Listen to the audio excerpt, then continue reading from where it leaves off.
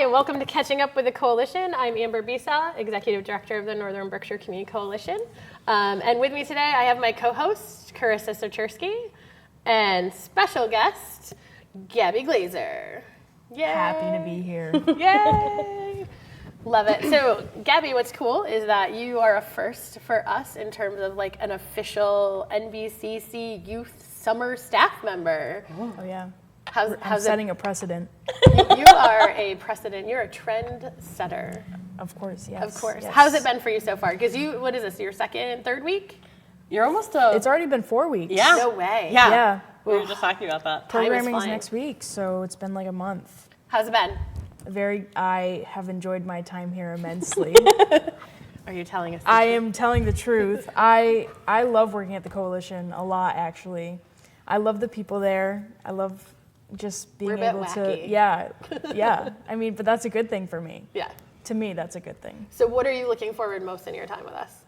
I'm most looking forward to the actual programming part of it, just because, we're ramping up to it. And I'm very excited for actually putting everything into motion. So You got, what, one more week before program starts? Yes. yeah, next Friday? A week from today. It's next Oh. Friday, yeah. Ooh, closer than I thought. So Next Friday. next Friday. And what's the first program? What are you doing first?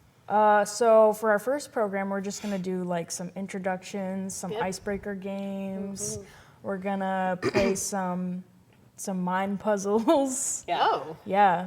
Gabby found some really cool games that I haven't heard of. And for folks watching, or for folks who don't know, I've been at this park for 5.5 years now. Goodness gracious, I've been here for a while. And Gabby found some really cool games that were Nice. like mind games or like mind puzzles that we hadn't seen before. Yeah. So I'm super excited to let Gabby like lead these, and I think it's gonna be a lot of fun. Maybe we'll have you do them at a staff meeting or something. That would play, be fun. Play mind games with the coalition. Yes, that would Sweet. be amazing. So this is Gabby's first time with us. So we're going to do a lot of catching up, talking about what's been going on, what we got planned over the next month, that kind of stuff. The biggest thing is we just had our annual meeting. We are lucky enough to say this is our second one since the pandemic years. Dun, dun, dun. Yes. So we were back in person last year, and then we were able to do it again this year, and it was fantastic. We had 134 people, I believe, Something that like were able that. to come, which was great. We did miss a few folks, so if you weren't able to be there, we missed you. But what was special about this one is that we didn't have an MLK Day of Service that we normally do. And so we gave the Martin Luther King Jr. Peacemaker Award to Carrie Nickel. So congratulations, Carrie. We were able to golf clap for Carrie. We were able to hand that to her. And if you've been a longtime resident of North Berkshire, you may know this person.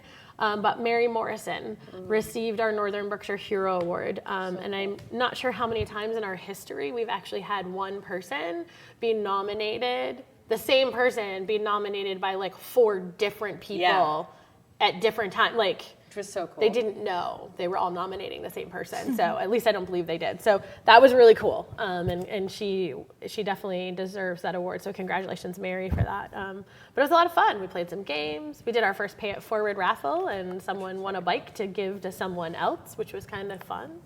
And Grazie did our lunch, and So good. well done, Matt Tatro and crew. That was great. Bailey's Bakery did our cupcakes and coffee. Vex printed our materials. Greylock Works hosted us. It was just like a super great party. So we were pretty excited about that. But yeah. It's always funny with our annual meetings because every year we kind of like up the stakes with something. We do something different every year. And I know that Amber knows this about me, but I love helping plan the annual meeting. It's like my favorite time of year. So now I'm already sitting at my desk going, What's next year? what's next year? Do we need to get a rocket ship? Do I need a I know. bouncy house? Do I need... We're really on the border of fireworks at this point. Yeah. Sparklers, a full I don't magic think we act, can do that in Greylock Works, though. a dance troupe. Annie Rogers' True Calling. She's going to come back and do interpretive dance for us at the annual meeting. I passed a class in high school for interpretive dancing. Oh wow. So We have the professional knows? right here. I'm ready for anything. I feel like that's like a true invitation for next year. If you want to know what's going to happen, you're going to have to come. Yeah, So. we won't tell you. What else has been going on? Big things. We just did our Northern Berkshire Spirit event. For folks who aren't familiar with that, August of last year, we held a 2-day event at Mass Mocha. And this, and I'm never going to remember what the acronym for SPIRIT stands for. I knew it, and then I was like, I should have written it down. Yeah. But essentially what it is it's bringing the community together, and it's a Department of Justice model to bring a community together to talk about a hard issue. For us, it was specific to racism and diversity in North Berkshire, because the community has told the coalition for the last couple of years that this is something that we should be talking about. So we did this event. We invited, I think, 60 community members came and attended, had a whole conversation. The Department of Justice returned a report, and I believe it was 27 pages. Yeah, it was extensive. It was pretty large. And so a council was formed, which I'm one of, and Paul Gordon, Amy Anna Carrico, Stacy Parsons, Gail Oberst, Brian House. That was everybody, I think. And Kimma Stark, thank you. We've all been meeting every other week since November to go through this report, distill it down, really pull out what was important for the community to know. And then yesterday morning, we held an event. We had 56 local community stakeholders attend our event and listen to what the community said, what was important, what are the lessons learned, what are the things that we need to be doing, and then hosted them having a discussion. What is the work that they're doing within their organizations, within their work in the community that's truly bringing forward DEI, diversity, equity, and inclusion, and that we know it's a process. No one's arrived. It takes way more time than I think most people realize, because once you open that, you really want to get in there and understand what's going on. And we heard that a lot from people yesterday. So it was a really good and fruitful conversation. I don't know, you were part of the youth table, so yes. I don't know if you want to talk about what. Yeah, so the different sects of the community were kind of put at different tables, and the youth community, and obviously I'm a youth worker, y'all know that by now, was sat with the arts community, and it was so funny, and funny in like a fun irony way, that like how naturally our worlds just kind of sat together. And I had folks from the Clark sitting with me, people from MoCA, 18 Degrees was at the table, Common Folk Artist Collective here in North Adams was at the table, Roots Teen Center. So we were all just kind of talking about how important in DEI work, right? A big part of that is respecting and listening to young people when they talk about their identity and they talk about who they are, or they talk about their experiences in the world, and how do we validate our young people? But then how do we, as the adults mentoring young people, how do we do the hard work? How do we do a lot of the structure building, the structure dismantling, the structure, overhauling, so that when our young people come into this world, when our young people go to navigate the world, they aren't jumping through hoops to feel successful. Mm-hmm. They're just successful, right? They're just moving out into the world. They're achieving things. They're reaching their goals without having to play and have to deal with all this frustration when we can do the work. So that was a really cool conversation. And also with every time we do these things, I love making connections with people, because it just enriches my ability to continue to serve the young people. Yeah, I think the lesson learned really resonated with a lot of people, especially when we started talking about that conversation in August. We went in 100% committed to a conversation about racism and diversity, and it quickly went to all of the intersections that people experience in life: poverty, transportation, housing issues, trauma, mental health, all of that's addiction, all of those things. And I think there's nothing wrong with that and understanding the intersectionality, but we saw as a council, it distracted from that original conversation, which we wanted to talk about, which was racism and diversity. And so it's sort of like and I heard people say, yeah, that's what happens. We get in this space and we start to have this conversation, and then all of a sudden we're talking about something else. And it's like, we need to understand how systematic racism impacts people getting safe and affordable housing, getting jobs, but it's not just people of color that experience that, it's also other people. So it's like, but when we're talking about the experience of somebody who is a person of color, like, how do we stay focused on that and understand that? And so I thought that I had a couple people having that conversation as I was walking around and just hearing that. And then I did hear a lot of personal reflections, people wondering about, in my job, how do I do better? Which I thought was just amazing. I know sometimes it feels like we've moved on as a society. We're like a 10-minute news cycle. So, 2 years ago when the incident when George Floyd happened, and race and diversity was like this huge topic and everybody wanted to talk about it. And then the pandemic continued. And now we've had the horrible incident in Texas, and now we're on gun control. It's like the world keeps moving on, and we can't do anything about that, but we also don't want to lose that this is still something we need to talk about. And so how do we hold space for that? And I think people appreciated that yesterday. So it was a very long-winded explanation of that event. No, but I think it was a really great conversation. I think that at its foundation, and kind of to bring us back to where we are at the coalition, that's where we sit, right? Like we sit at the table as conveners, we sit at the table and we want people to have these critical conversations, and we want to be the space for people to do that, because this is how community gets better. This is how community grows and thrives and becomes successful, is when we notice these power structures, we dismantle them, we work together, we listen, and then we problem solve together. Because I think the thing that gets hard is we get stuck in silos and we don't work together. It's when we can start working together and be like, hey, I hear you. Oh, how does our organization support you? How do you support our organization? How do we make this so it's a community effort? Right. Instead of just everybody's in their little houses dealing with it. And I think you just brought up something about like seeing what the power structures are, and sometimes we're not going to dismantle it. Yeah. Because we can't. Like it's a system that exists for our own safety and protection.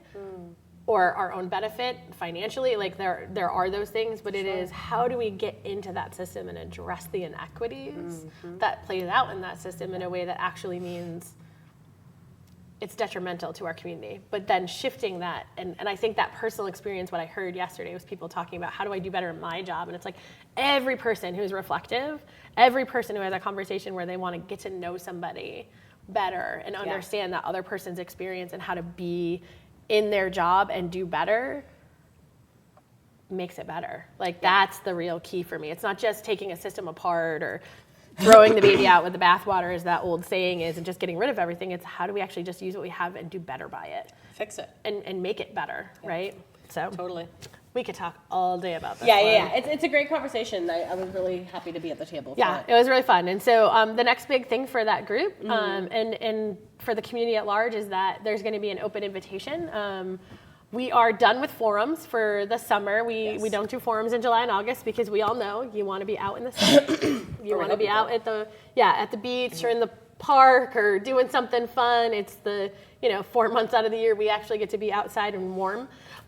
So we don't want to bring you inside, but we will reconvene in September. We'll do our needs assessment like we normally do. And in October, we're actually going to do this same thing, take that executive summary of our Spirit report, and we're going to bring it out to the community. And we're going to share it with the community. We're going to talk about lessons learned. And we're actually going to invite the stakeholders who came yesterday to that forum to share what is the work that you're doing. Because I think what the community wants, and this is what the community is telling us, so we're listening, is that they want to know what people are doing about things. Yes. They don't want to just assume it's happening, and they want to hear from the community. So ask the question. If you're a community member, ask the question, who's doing something about this? Who's working on this? Where can I find information? Coalition forums. But also, we want the people that are doing the work to share it and be open about it and its challenges. So October forum is going to be a more community-wide conversation like we had yesterday morning. So that's cool. We're excited. Yeah, I'm looking forward to it. Gabby, Yeah. you're super quiet. What do you think about all this? I'm listening. I'm here for it. I agree with everything that you guys are talking about. You'll come back in October, right? Yeah, for sure. For sure. Yeah. We think. See, I already told Gabby we're not getting rid of her. Yeah. No, I'm here for the long haul. The longest haul that I can possibly haul. There is a running conversation in our office, and it started a lot when Al left. And he, decided to move on and do something different in his life, that the coalition is really Hotel California. Once you come, you can never leave. It's like a real thing. You're always a part of it. Yeah. I mean, that's part of the reasons I love working at the coalition, is I love being involved with the community, because that's something that's really important, especially when you're a younger person and you're still trying to find yourself. Finding yourself in your community is a lot more helpful than on your own. Yeah, 100%. So, yeah. And finding who your community is, because you can have more than one. Right. Yeah, and you should. I feel like community is a multi and varied thing. We didn't get to say it, but Gabby does have history of the coalition. Oh, Yes. So Gabby was also a participant of all of our after-school programming at the coalition for Did you do all 3.5, 4 years? 3 or 4 years, 3 or I 4 think. years, yeah. Yeah. It's just crazy. I love that. Yeah. And now you help because you're a mentor. You've come back Right. and helped mentor some of our groups that are running now, which I know has been super cool to watch. It is I enjoy that, watching kids, young adults go through our program. The youths. I'm a mom. Even my 20-year-old is still my kid. So, but no, watching different individuals and young adults come through, hang out with us, be around, and then come back and Right. share what they've learned with the next group of young people. That's I can't do that. I mean, I can share with other 45-year-old moms, but I'm fairly certain no 15 and 14-year-olds in Berkshire County want to hang out with me on a regular basis, which is fine. That's not my bag. So, but yeah, I think it's awesome to really see that reciprocity happen, and generally we appreciate having you because I think it's important for people to understand it's not just what you get, it's also what you give back, Right. and you're doing both. Right. You're giving and getting. So, cool. So my last bullet, I wrote myself a note to remember, is, drum roll, the Mayor's Fitness Challenge came back. So we just want to do major shout out to our mayor, Jennifer Maxey. Thank you, Mayor Maxey. You have been an amazing champion of the Mayor's Fitness Challenge. Jesse Byrne, who is our health and wellness coordinator, has done an amazing job. The two of you are a dynamic duo. There has been yoga classes, hikes, walks with the mayor. I really appreciate that our mayor has really highlighted our natural resources and gotten people in our community out and using them. I think that's awesome. The fresh fruits and vegetables, actually just had a conversation this morning with one of our city councilors about how they tried spaghetti squash because they needed to try a new vegetable and that's what they picked. I love it. So it's just really cool. At the Steeplecats game the other night, a gentleman came up to the table and was like, I'm in the Mayor's Fitness Challenge. Was like talking all about it. And it's super fun. And so we first year back in quite a few years because of just different reasons. And of course, we all know the big one. But we had 100 participants. So first year back, and we had 100 participants in the Mayor's Fitness Challenge. So kudos to all of you. Super excited. It's going to be wrapping up though at the next week, I think is the last couple of things. So there's some last minute events that are happening. So make sure you check out Coalition Facebook page and things like that for some of those last minute chances to get your points. And then we'll have a great celebration, which will be fun. And then they all get t-shirts. Which is so cool. And if you haven't seen the design, I'm going to let the cat out of the bag. Mayor Maxey was awesome. And if you don't know this about her, I don't think it's a secret. She is a boxer. She has been taking boxing classes with the local celebrity, Gail Grandchamp. But it's her personal commitment to staying fit and taking care of herself in her leadership position for our city. So thank you, Mayor, for being a model for those leaders around here. But we also, the coalition has gotten some funding and doing work to elevate the word in our community about the importance of vaccinations. Yes, COVID is one of those vaccinations, but there are so many other ones for general health and wellness. And I am learning now that we are an under-vaccinated community, especially with a good number of our community members being in that over 60 age range. And we're living longer, which means we need to take care of ourselves longer, which means some of our vaccines don't last as long. And so you need to go back in. And so we have an insert in our new community resource guide that's coming out that talks about what vaccines are appropriate at what age. But we're really trying to champion people it's that preventative health and wellness, right? Like get your vaccines if you need them. If your doctor's recommending them, talk to your doctor, know what you need. But we did a little cool design, and by we, I really should, Keith Bona at Berkshire Antiques Emporium, of the COVID virus, whatever, and the mayor's boxing it and saying, get your shots in. And so it's fantastic. And it's really about elevating the information around vaccines and people doing that preventative health stuff that's so important. So yeah, it's kind of fun. So, that is fun. But thank you again, Mayor and Jesse. You guys did a great job. Exciting to see that come back and can't wait until next year. I've heard there's ideas already. Yeah. So that's pretty fantastic. I'm happy to hear that. Cool. All right, I have talked a ton. What do you guys want to talk about? For sure.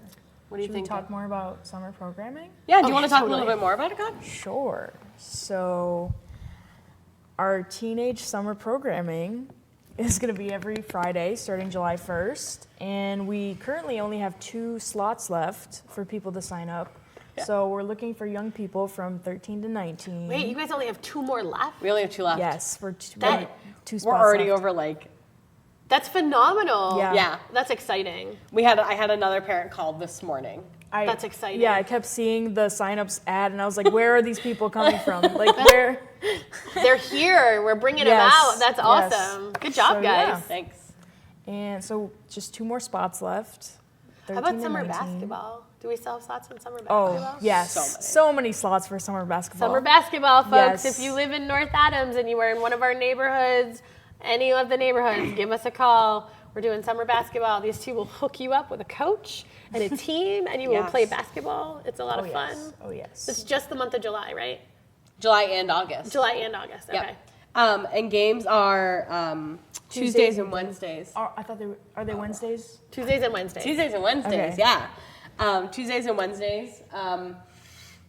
Every young person will get a team, we'll get a coach. Right now we have enough coaches, which is great. Thanks to everyone who signed up to be a coach this year.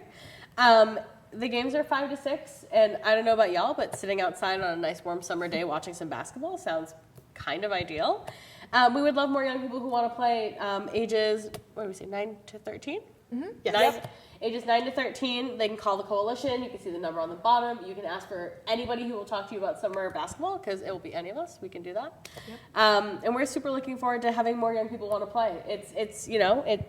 It's worth it. It's a lot of fun, and I know a lot of young people gain some skills, especially if you're a kiddo who plays during the school year. It's nice to keep up with your practice, right? Yep. It's nice to keep Yeah. up with Have the work. some fun for some other kids, meet some other kids in the community. Yeah. I do know because we are 9 to 13. I won't get into it too much on here, but if you are an older youth and you're interested in playing, it's my understanding that there's going to be a 3-on-3 tournament coming up. And we can get you some information on that. I believe 18 Degrees will Yeah. be hosting something, and I believe that is for 16 and up, 17 and up. Yeah, it's for older. It's for older kids. So just know that if you're interested and you are an older kid and you're like, oh crap, I can't play summer basketball, that's all right. We know some other stuff that we can get you hooked up with. So just give us a call. We'd be happy to give you that information. Yeah. Yeah. And with any and all of this information that we've kind of just told you everything about, our coalition Facebook page is always active. We are constantly posting flyers and events for everything we're doing. That's the best way to stay engaged, as well as calling us. You can see the number. Stopping by our office, like the door is open, we are there. Like, come say hi. We love visitors. We really do, because it's one of those we never know who's coming through the door and what kind of conversations or laughter might happen, so it's fantastic. So if we've said something and you're like, oh, I don't know, I'm already downtown, right? Just stop by. We're happy to give you resources, whatever you might need, but a lot going on. Then around the community, Susie has done a great job to create these like much bigger posters. They're very colorful. Yeah. You'll see our logo on them, but it's our whole month of activities that Susie puts out and they're on community bulletin boards, hanging in windows, things like that. So look for those too. It's another great chance to see what's going on. There's a lot. I will just kudos to my staff at the coalition. We sat down and planned out our program year. And it's going to be busy and it's going to be solid, and there's a lot that we're offering. And we're not the only ones doing stuff in the community. So I'm thinking if we're doing all of this, like really folks, there's no reason to say there aren't things for kids to do. There's no reason for the community to say like, hey, nothing's going on. There's tons of stuff going on. If you are looking for something, just call that number. Just call it. We will get you so busy that you'll be like, stop telling me that there's things to do. Even if it's not coalition related. Like yeah, we're happy to tell you about what other people are doing too. Yeah, like, this other is not just about us. towns and everywhere else. 'Cause that's the fun part is like we get to know, so we're super connected, right? And we want people to like get out and have fun this summer. Like I go to the downtown celebrations, go to any of the downtown events. I think those are awesome. Yeah, lots to do. You will not be bored this year. I promise. Yeah. You'll wish you were bored, probably. I do. Might need to often. take a day off. I know. I Right. was just saying this to Gabby that if one more person says, Carissa, because the school year's done, you must be so bored. I'm going to kick him in the shin. Oh, we don't kick people, Carissa. I'm going to lovingly boo at them. I will lovingly hug them very tight. Just give them a thumbs down. Thumbs down. Just thumbs down. Because we do stay super busy. That's the fun part with the coalition. We're year round. Like we don't stop. No, well, and because community doesn't stop, right? Seasons come and seasons go, but like we know people are looking for things to do or to be connected or have a place, and we want to provide that. and different opportunities Yes. to be with different people. This isn't just about, we do genuinely want to serve the entire community. So we're trying to find different ways to meet a lot of different groups. Because we know not everybody likes everything. And Yeah. that's cool. I don't like everything. It's not a thing. Like kale. Sorry, Mayor's Fitness Challenge. I'm not eating kale. That's not happening. Jesse, I'm sorry. It's just not happening. We've tried. It doesn't work. It doesn't. Nope, you can't even hide it. I'm just telling you, I can't do it. So, cool. Wow. So many things. I know. Yeah. What do you got for summer programming, summer sessions in July? For you've got your introduction session, and then Yep, we are doing, we're doing some things with the Uno Garden with awesome. Jen. We're gonna do some harvesting and just be plant people for a day. So that's fun.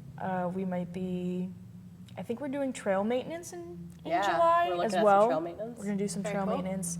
Just a lot of fun stuff. I think we're also working with the library. We're gonna do some crafty things. Hanging out So- with Nora. Hanging out with Yes. Nora. Yes, Hanging we out are with hanging Nora. out with Nora, and it's going to be amazing. So Awesome. We just picked up some tie-dye kits today because Gabby and I are going to a little camp style old school with this. Summer camp. Summer camp Yes. style, doing some tie-dye. We picked up a kit today. We just finalized that we're going to be taking our group to Jiminy Peak to the mountain park adventure. Awesome. Because I really can't complain if my workday is spent on a mountain coaster in Exactly. 70-degree weather eating ice cream.